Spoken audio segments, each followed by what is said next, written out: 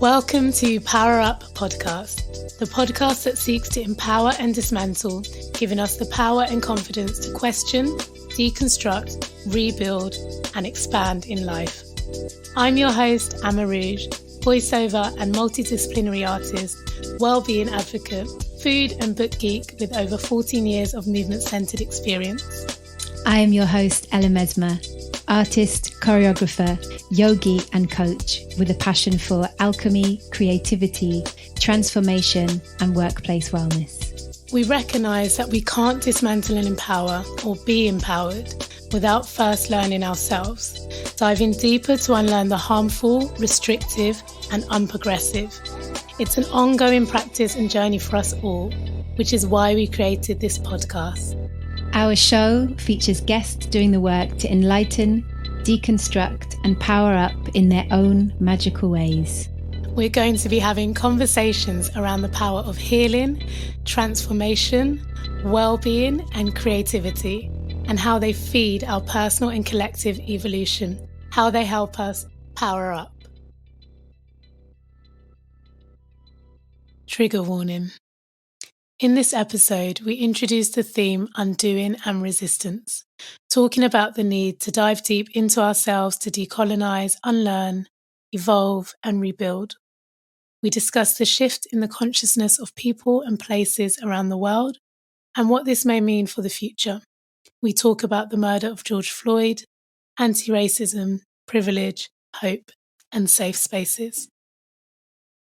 As you all know by now, Ella and I created PowerUp podcast as we recognise that we can't dismantle and empower or even be empowered without first learning ourselves. There's a necessity to dive deeper into ourselves in order to unlearn the harmful, the restrictive and the unprogressive, and it's an ongoing practice and journey for us all. It's transformation, ultimately, and this is why we made today's episode. This is why we make every episode, but especially today's episode.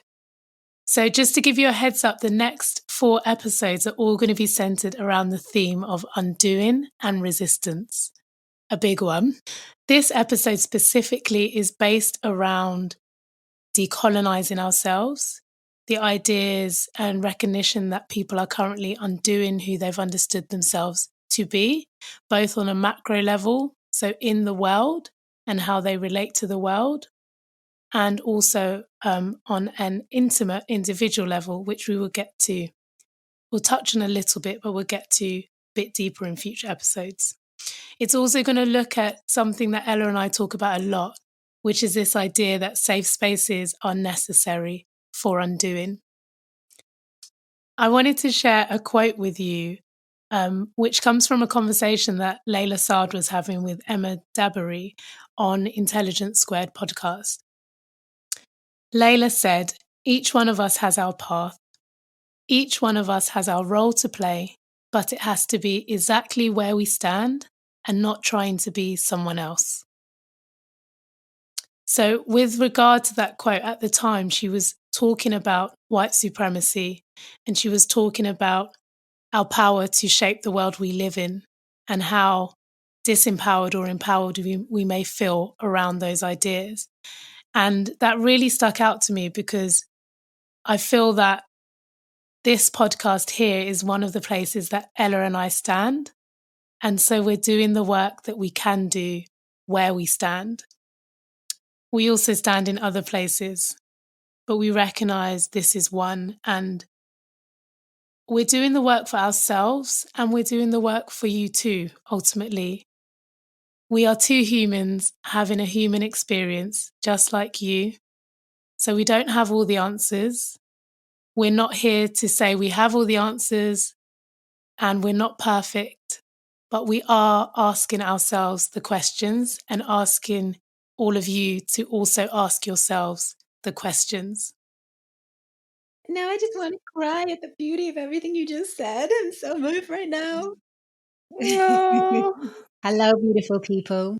I have just started rereading Layla Saad's book, and my mum actually, when I first got the book, so the book comes with a workbook And I ordered it like before it was kind of printed. So I got the workbook before I got the book, and I just dived in. Like I actually stayed up, like I didn't sleep. It was so exciting to do this workbook and so powerful. And my mum actually said to me, Ella, I don't think that you need to do this work. Just to clarify, I am a person of mixed heritage. My mother is mixed African and English, and my father is white British. And I have very light skin, so I have a lot of white privilege. And what I realized was I really do need to do this work. Actually, I think it's everyone's responsibility to do this work, but particularly as a woman of mixed heritage with very light skin, I have so many privileges. And the eloquent way she speaks, the way she helps you to understand your responsibility, and, you know, whereas, like, yes, I may have had traumas in my life, I may have been through things that have made me feel silent. My responsibility is to be anti-racist and to continue to promote this undoing that we're talking about. So that is why my response to my mum was actually, yes, I really do need to do this work. And I think all people of colour, specifically, I'm talking about people of colour who also benefit from white privilege, need to do this work, because on our journey, yes, our journeys as people of mixed heritage won't be exactly the same. We've been subject to racism and we've been subject to oppression, but we also may be doing the oppressing at moments of our lives without realizing, because we are also subject to, you know, a system of oppression and a system where we are almost conditioned to accept racist moments and to be thinking in ways that are racist. So this is a beautiful book to be unlearning and really questioning what's going on at such a deep level. And the journaling that you do with the workbook is, you know, it's not a pretty journey, but it's a really important journey, in my opinion, for unlearning and being genuinely anti-racist and really being the best, doing the best we can, or understanding how much more we can do, and how much our minds have been colonized essentially, and we have to do that undoing of and questioning everything we have learned. Yeah, I second that. Here. Mm-hmm. There's so much that we take for granted, that we don't question, that we accept as the way things are, whether that be through the colonization of our minds, or through apathy, or through disregard, or through weariness. And I think, you know, a lot of that weariness is carried by brown and black people, because they have been doing the work for so long, you know, and so incessantly. And you know, as Layla said something else in this podcast, which really rang true, you know, black and brown people will continue to do the work, regardless of whether white people do the work. However, we have always been doing it. I personally know I can do more. So just as a side note, you know, everything that's happened in the world very recently made me recognize, well, actually, I too could actually do more. Whilst I may have always been doing it because I've always been faced with oppression and suppression and ignorance from when I was a child, I actually still could do more. So I do agree with you. Everyone should be doing the work. But I also think that a lot of the wariness is carried by black and brown people who have been doing the work for so long. So it is really overdue time for our white counterparts to step up and do the work also in a big way. Yeah, I hear you. There's something really beautiful that Layla said, which was about hope, actually. And I thought it was really interesting because, you know, I feel like it's really tough to I'm getting a little bit emotional saying this, but, you know, there's so much trauma. It's really tough to actually just be sometimes. To have hope is like a next level, you know, to have hope in a world which is so unfair and is so corrupt and has centuries of inequality. But what she said was that she kind of gave an example of Martin Luther King and how he talks about if we do things from the energy of hatred, from the place of the pain, we might get there, but we've carried that energy with us. We've carried that energy of anger, that energy of pain, and that she has learnt, whilst doing such important work that's actually changing, the future of the world, I hope, that obviously, like, when she's doing her research and so on, that she's getting really angry and that she's having to process that work. She's looking at all the ways that white supremacy is violent. She's looking at all of these things in history. And so what she actually does is, she said she doesn't write until she's processed the anger, because the work for the world is bigger, and the hope that she has for the next generations, the hope that she has for her ancestors is that her work will be contributing to the change. And that just gives me chills, like, if we lose hope, then we are not making the changes that we want to see in the world, and we're not being the changes that we want to be in the world. And it's so tough to be leading by example, especially when, the people that are often causing pain have so much privilege and such a, don't even realise the pain that they might be inflicting, but I suppose to find hope. And that, that just, that really inspires me. She really inspires me. I feel like, and here again, I'm talking about anyone who has white privilege. The more that we can understand, and we'll talk about different situations and give some examples, I know, but the more we can understand how it's our responsibility to do the work and to create those safe spaces that you mentioned, and to be questioning and learning, so that we don't have to ask the questions of that person who is actually experiencing the trauma. So we don't have to always be expecting the person who's already doing the work, because they're living that experience, to do it for us. So I think it's about taking off our glasses. I feel like I always talk about taking off my glasses, like that waking up and going, this is the world we're living in. What can I do to contribute to creating a world that I would love to live in, and for my future ancestors to live in? Absolutely. My generations to come. Yeah, absolutely. I have nothing to add to that, because you just said everything. It's like you dove into my mind and said it, and I'm like, yes, yes, yes, yes.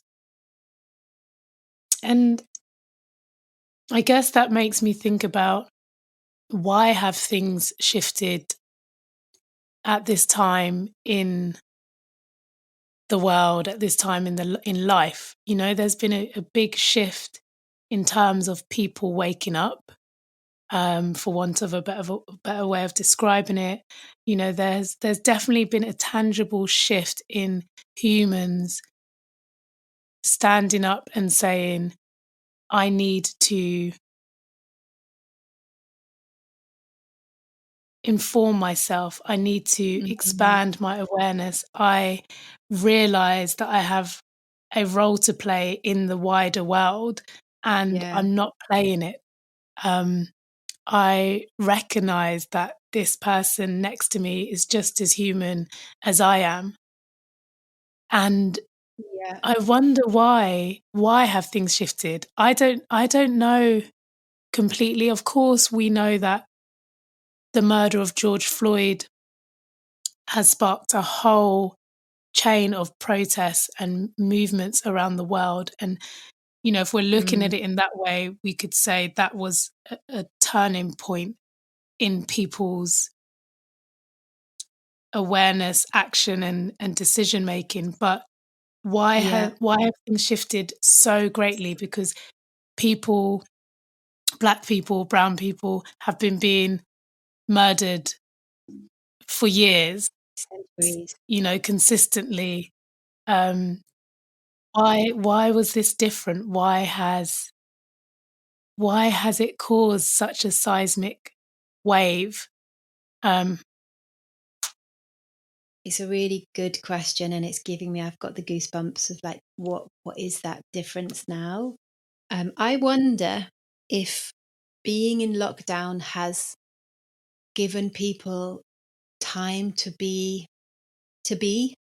more, and to pay attention, Mm, and to open their eyes, to take off those glasses we talked about. Maybe there mm, was a like an opportunity to kind of go inward, and then yeah, as a result, a reflection on the outside world, and actually just finally going, you know what, this is not okay. yeah. And my being complicit is not okay. And I think, And when we're also living our life. Mhm. recognizing their complicity, Yeah. even recognizing Yeah. that is there, that's existing. Because I think there's something about when, when someone is like busy doing their day-to-day life, going to work, um, collecting their kids from school, doing all of the kind of day-to-day things, actually taking the time to even listen to the news can be something that might slip away. Yeah, But then to take the time to actually think about what you've just seen. So I wonder if it's something to do with that, or yeah, maybe the change in technology, how things are now passed on, that people were really seeing, mm, watching that murder happening mm, was like, again, it's triggering me right now. It was so horrific. triggering. Yeah, So it, but hugely yeah, so. what was it? Why do people wake up now? We would love to hear would we love to hear your thoughts? Yeah, I think we would. This is a huge conversation, so we would love to hear your thoughts. You know where to get us: on our emails, on our websites, on our Instagrams, socials. All of the information is in the show notes as usual, so please do feel free to reach out. Just listening to you talk, Belle, I do think there is something in what you said. Mm, There's something in the slowing down and the going inward. As a result of it, whatever it is, as a result of it, there's something to do with people recognizing that their actions or their lack of action is denying other humans the basic right to exist fully as their whole selves. And also denying humans the basic right not only to exist fully as their whole selves, but to exist. And that yeah, actually this matters. This is something that I should be concerned about. This is something yeah, that I should care about. And actually, I am part of something bigger. And there was a before me, and there is going to be an after me. This mhm, recognition that I mean, it sounds cheesy, but this recognition of how we're showing up in the world, how we want to show up in the world, and the recognition that the world is not just us. The world is the mm, world because of the existence of everyone in it, and that, I guess, that circle again that we always talk about, this circle of completion. Um, yeah. it's not just only you. You are not the center of it. Yeah. And also that you don't have to accept everything that happens out, we don't have to just be affected by Yes. external experiences. We can actually create the life we want to live, and that can include saying no to, things that historically might have been acceptable or deemed acceptable. They're not okay. Yes.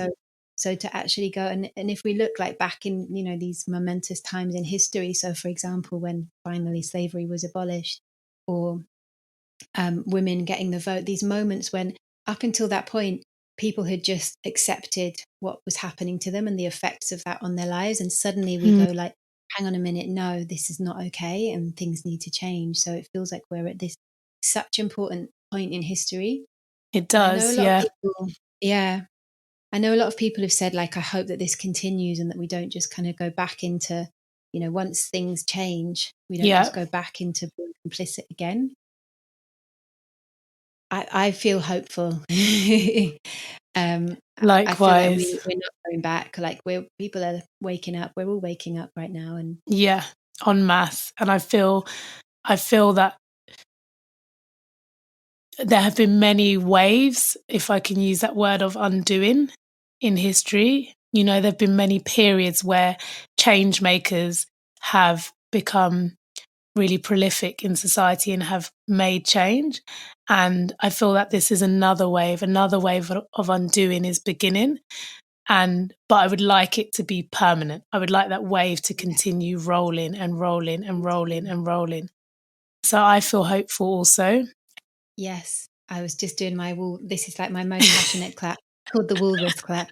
Isn't that from, what's that from? It's from a film? Yeah. Something. That's my, like, when I'm really feeling it, the Walrus comes out. I'm going to have to put a little video of that moment. Amazing.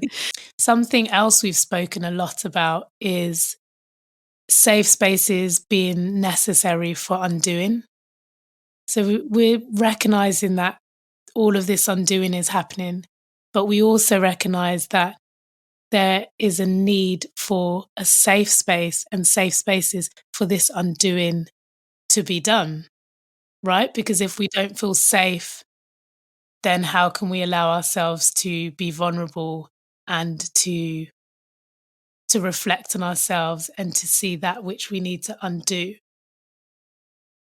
Yeah, and especially speak our truth, especially like if someone feels that they don't have a voice, to feel safe enough to have a voice when you might feel that you don't have one. Absolutely. Takes a lot.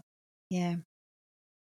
I had an experience actually that speaks of this quite well, which was when I was doing my Wheel of Consent training. So that must have been 2018. Gosh, time is flying. So I was doing my Wheel of Consent training. I was in Manchester, and we were like quite far into the training, and we'd been given this task where we had to discuss, and I am paraphrasing because it was in 2018, November 2018, but we had to discuss.